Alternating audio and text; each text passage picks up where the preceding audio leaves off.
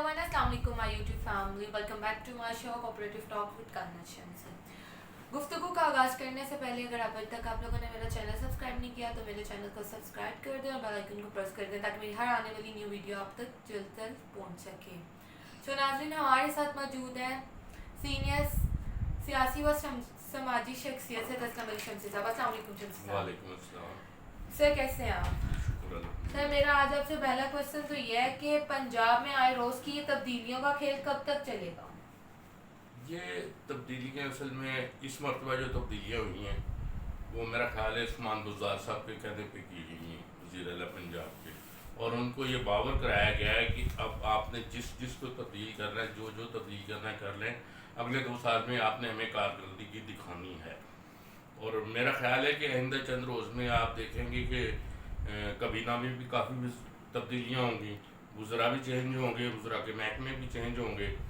और ये वज़ीर आला पंजाब साहब को मेरा ख्याल है ये आखिरी वार्निंग दे दी गई है कि अब आपने जो भी करना है करवा लें और हमें कुछ करके दिखाएं।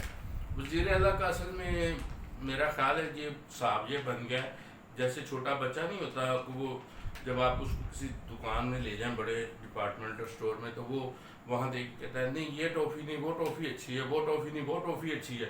उन्होंने ब्यूरोक्रेसी को इस तरह एक टॉफ़ियों की तरह समझ लिया है। तो मेरा ख्याल है ये उनके पास आखिरी मौका है। इसके बाद शायद मेरा ख्याल है कि इसके बाद तो मैं भी यही मशवरा दूंगा कि उनको चाहिए जहाँ इतने ब्यूरोक्रेट्स तब्दील किए हैं एक आधा वज़ीर आला भी चेंज करके देख लें कि शायद कोई बेहतर कारकर्दगी आ जाए। जहाँ इतने bureaucrats chief secretary IG change किए हैं एक आधा वज़ीर आला भी तो चेंज करके देख लें, शायद कोई बेहतरी आ जाए।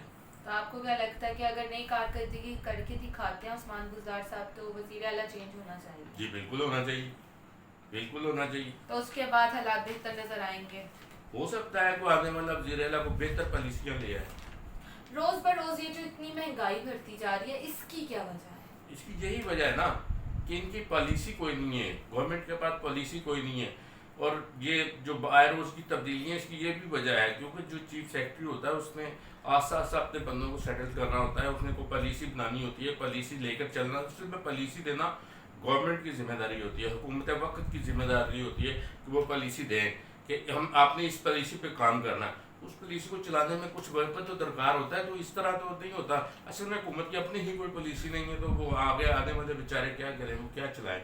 इसकी वजह यही है कि देखें आए रोज़ कभी चीनी का बुरान, अभी आटे का बुरान चल रहा है कि आटा नहीं है, आटा महंगा हो रहा है, दिन ब दिन महंगा हो रहा है। हालांकि मैंने अपने साहब का 1-2 इंटरव्यूज में आपने देखा कि मैंने कहा था कि अगर हुकूमत कुछ करना चाहती है तो कम से कम खाने पीने की अशिया को कंट्रोल करे, जो रिलीफ दे और जो जिसमें वो समझती है कि ये अयाशी वाली चीज़ें उनको महंगा करे। गरीब आवाम को तो रिलीफ दे, ये गरीब आवाम को रिलीफ देने में बुरी तरह नाकाम हो रहे हैं। शम्सी साहब, सबसे इम्पोर्टेंट क्वेश्चन, बिलावल भुट्टो साहब आजकल बहुत ज़्यादा पुरुमीद हैं कि आइंदा मरकज़ और पंजाब में हुकूमत बनाएंगे, जबकि कंट्रोल बोर्ड के बल्दियाती इलेक्शन में उनकी कारकर्दगी सिफर रही है, उसकी वजह पर फिर भी वो इतने पूरे तमाद कैसे हैं? देखें असल में पता क्या बात है, बात यह है कि वो एक पॉलिसी लेके अब चले हैं कि वो अवाम में आए हैं, मुजालों को जगा रहे हैं। उनकी जो आए आप देखें जलसे वो जनूबी पंजाब से शुरू हुए हैं, तो वो कोशिश तो ये कर रहे हैं कि जियालों को जगाया जाए और उनको बावर कराया जाए कि मैं वो बिलावल भुट्टो आपके सामने हूँ जो बेनज़ीर भुट्टो का बेटा हूँ, ज़ुल्फ़िकार अली भुट्टो का नवासा हूँ। वो एक नई होप दिलवा रहे हैं और लगता है कि वो जिस पॉलिसी पे चल रहे हैं शायद इसमें कोई नया मंशूर है बिलावल भुट्टो साहब के पास? जी मंशूर तो वही उनका बड़ा अच्छा मंशूर है, रोटी कपड़ा और मकान वाला। वही मंशूर को अगर इम्प्लीमेंट कराया जाए तो वो बेहतरीन मंशूर है। उसके ऊपर तो ये हो सकता है कि ये अगर ये पंजाब में कामयाब हो जाते हैं अपनी मुहिम चलाने में और लोगों को जगाने में, ख़ासकर अपने जायलों को जगाने में कामयाब हो जाते हैं, तो पंजाब में तकरीबन 200 से ऊपर सीट से पंजाब कौमी असम्बली में, तो वो अगर कुछ भी इसमें आप समझें कि कम से कम वो 30-40% भी कामयाब हो जाते हैं तो ये बड़ी उनकी कामयाबी और फिर वो मार्का होगा और वो मरकज़ में हुकूमत बना सकते हैं। रही पंजाब की बात तो पंजाब में भी वो जो है ना कोशिश करें, लेकिन मुश्किल तो मुझे लगता है पंजाब में, लेकिन अगर वो कोशिश करें तो हो सकता है कि मुख्तलिफ पार्टियों के साथ जो छोटी छोटी पार्टियाँ होंगी उनसे मिल के ہم پارلیمنٹ ٹیب بن کے ہو سکتا ہے وہ بھی بنا لیں. جہاں تک آپ نے مجھے سوال کیا ہے وہ بلدیاتی الیکشن میں کہ پیپلز پارٹی کنٹونمنٹ بورڈ کے الیکشن میں پنجاب میں صفر. اصل اس کی وجہ پتہ ہے کیا، میں آپ کو بتاؤں، اصل اس کی وجہ یہ ہے کہ بلدیاتی الیکشن آنے کے این 1-2 مہینے پہلے جو نا انہوں نے پنجاب کی تنظیمیں توڑ دی تھی.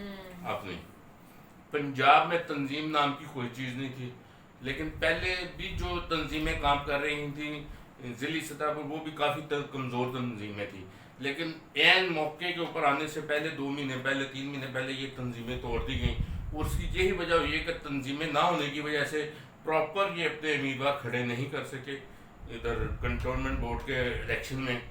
تو اس کی یہ بھی وجہ ہے. دوسری بات میں آپ کو ایک اور بات بتا دوں کائنات، کہ یہ جو کنٹونمنٹ بورڈ کا الیکشن ہے نا یہ عام بلدیاتی الیکشن سے مختلف ہوتا ہے. دیکھیں اس کنٹونمنٹ بورڈ کے الیکشن میں آپ نے دیکھا ہے کہ 300 ووٹوں سے بھی ایک آدمی منتخب ہو گیا. ہاں اس کی پتہ کیا وجہ ہے کہ ایک آدمی نے الیکٹ ہونا ہوتا ہے. بلدیاتی جو الیکشن ہوتا ہے نا اس میں تقریباً 11-12 سیٹیں ہوتی ہیں، ٹھیک ہے. اس میں مختلف جو کونسلرز ہوتے ہیں ان میں برادریزم ہوتا ہے، کچھ ہوتا ہے، کچھ تعلقات اثر ہوتے ہیں، یوتھ کی سیٹیں ہوتی ہیں، خواتین کی سیٹیں ہوتی ہیں، مزدور کی سیٹیں ہوتی ہیں. ادھر تو یہ 1% کا الیکشن تھا. تو وہ جو بلدیاتی الیکشن ہوگا نا اس میں انشاءاللہ میرا خیال ہے کہ وہ بہتر کارکردگی دکھائیں گے. اور اب پنجاب کے جو انہوں نے صدر ہیں راجہ پرویز اشرف صاحب کو نامزد کر دیا ہے، اور میرا خیال ہے کہ وہ آنے والے بلدیاتی الیکشن سے پہلے اپنی تنظیمیں مکمل کر لیں گے اور پیپلز پارٹی آئندہ بلدیاتی الیکشن میں اپنے بھرپور امیدوار کھڑے کرے گی اور بہتر رزلٹ دے گی.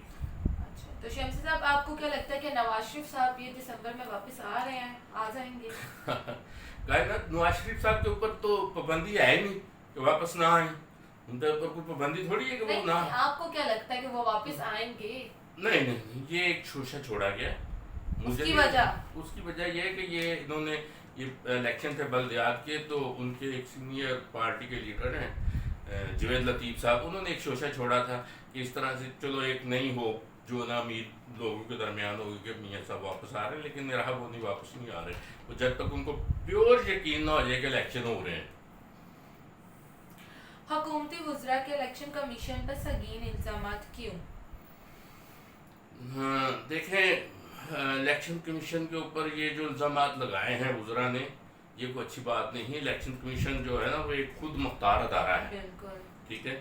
تو اس کے اوپر یہ اس طرح سنگین الزامات لگانا یہ اچھی بات نہیں ہے. جبکہ وزیر اعظم صاحب جب خود اپوزیشن میں ہوتے تھے تو وہ خود کہتے تھے کہ وزیر اعظم کہتے تھے کہ الیکشن کمیشن ایک خود مختار ادارہ ہے. تو الیکشن کمیشن جو ہے نا اگر اس کے اوپر جس طرح انہوں نے الزامات لگائے ہیں کہ انہوں نے اپوزیشن سے پیسے لیے ہوئے ہیں، اگر انہوں نے اپوزیشن سے پیسے لیے ہوئے تو پی ٹی آئی کا ایک فارم فنڈنگ کا کیس ہے جو الیکشن کمیشن میں زیر سماعت ہے. تو اس وقت تک تو پھر انہوں نے اس کا فیصلہ کر دیا ہوتا ہے. اگر انہوں نے پیسے لیے ہوتے یہ بات غلط ہے. الیکشن کمیشن ایک خود مختار ادارہ ہے اور وہ اپنی مرضی سے جو بھی کرتا ہے وہ بہتر کرتا ہے. اور شمسی صاحب حکومت بضد کیوں ہے کہ جو الیکشن ہے وہ الیکٹرانک مشین پر ہی کیے جائیں؟ دراصل میں گورنمنٹ کو بہت جلدی پڑی ہوئی ہے، پتہ نہیں کس چیز کی جلدی پڑی ہوئی ہے. حکومت کو چاہیے تھا کہ اس مسئلے کے اوپر بھی بیٹھ کر اپوزیشن کو اعتماد میں لے کر الیکشن کمیشن کو بھی ساتھ بٹھاتی، سب کو بٹھا کے اور کنسنسس باہم مشورہ ہو کے ایک اچھا فیصلہ کرتے. کیونکہ انہوں نے تو افغان مسئلے پر بھی اپوزیشن کو اعتماد میں نہیں لیا تھا، تو یہ الیکشن کمیشن میں انہوں نے لینا تھا. تو اس لیے اس مشینوں کے اوپر ان کا کہنا ہے کہ جی ہم الیکٹرانک ای وی ایم کے ذریعے ہی کروائیں گے. تو یہ اس میں تھوڑی سی ان کی بددیانتی تو نظر آتی ہے. تو شمسی صاحب جو بہت ایک بڑی مطلب آج کل بات چل رہی ہے کہ کیا چودھری نثار علی خان صاحب پیپلز پارٹی میں آ رہے ہیں؟ دیکھیں اس وقت تک تو کوئی چانس نظر نہیں آیا کہ ابھی تک ان کی کوئی ایسی اسٹیٹمنٹ آئی ہو جس میں انہوں نے کہا کہ وہ آ رہے ہیں. لیکن میں آپ کو ایک بات بتا دوں کہ پیپلز پارٹی ہو یا کوئی اور پارٹی ہو، چودھری نثار علی خان جب بھی پارٹی بدلیں گے گروپ کے ساتھ جائیں گے اپنے ساتھ، اور ایک اچھے خاصے بڑے گروپ کے ساتھ وہ پارٹی کو جوائن کریں گے. جو بھی پارٹی جوائن کریں گے وہ ایک اچھے خاصے گروپ کے ساتھ کریں گے اور پارٹی کو بھی بینیفٹ ہوگا. سر عمران خان صاحب کہتے ہیں کہ جنرل پرویز مشرف صاحب نے این آر او دے کر سب سے بڑی غلطی کی تھی، اس کی وجہ؟ دیکھیں این آر او دے کر پرویز مشرف صاحب نے غلطی کی تھی تو آپ اس غلطی کو سدھاریں. بلکہ جرم کہتے ہیں کہ انہوں نے جرم کر دیا تھا، اس کی وجہ اگر انہوں نے جرم کیا تھا تو اس جرم کو آپ عدالت میں لے کے آئیں، ان کو ہمت کریں، آپ اس کو ان کو پکڑ کے لائیں، تو بے سے لا کے انہیں عدالتوں میں پیش کریں. دیکھیں یہ تو حکومت وقت کی ذمہ داری ہے نا، وہ لا کے پیش کریں. یہ کیسے پیش کریں گے؟ دیکھیں جو اس وقت ان کے ساتھ گزرا تھے، وہ جو ان کی ساتھ ٹیم تھی، وہ ساری کی ساری جو ان کے ساتھ بیٹھی ہوئی ہے، جو پرویز مشرف کی ٹیم تھی، وہ تو ساری کی ساری ٹیم اس میں بیٹھی ہوئی ہے، بلکہ بڑے اچھے عہدوں پر وزیر وزراء لگے ہوئے ہیں. یہ ایسے ہی فیک بیان ہے ان کا. اور آخری سوال شمسی صاحب میرا آپ سے کہ آخر حکومت میڈیا سے چاہتی کیا ہے؟ حکومت کیوں باضد ہے کہ میڈیا پہ پابندیاں لگائی جائیں؟ کیا حکومت کیا چاہتی ہے میڈیا سے؟ کیوں نہیں وہ اس کو آزاد رہنے دینا چاہتی؟ یہ حکومت کی ہٹ درمی کہہ سکتے ہیں آپ.